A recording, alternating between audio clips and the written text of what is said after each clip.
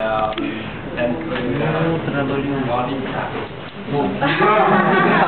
que você apresente bonita. Oh, Obrigada.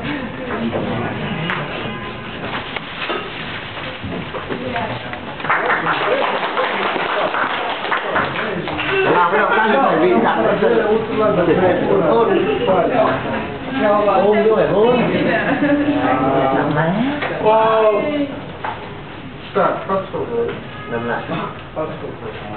Ela conhece a cultura africana. Tem que vos mostrar como é que se faz quando se oferece alguma coisa.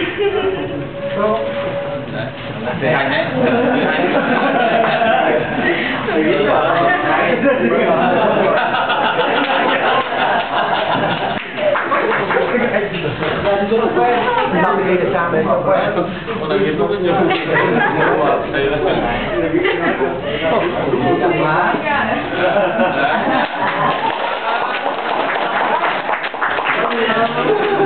ela não quis vos mostrar. Professor, por favor. Não. Em África, quando se entrega um presente, a pessoa recebe, depois se for um homem e uma mulher, existe um beijo lateral, beijos. Agora, entre homens é só abraço, assim.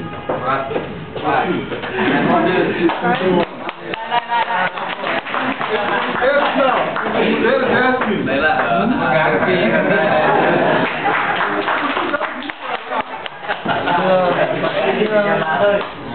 Essa é a parte cultural, cultura africana. Então, ela tem de vos ensinar também para vocês não ficarem tristes.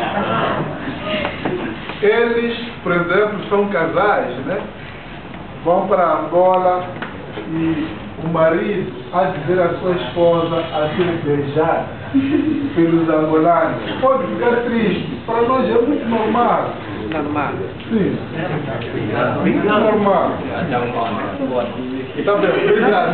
Não problema.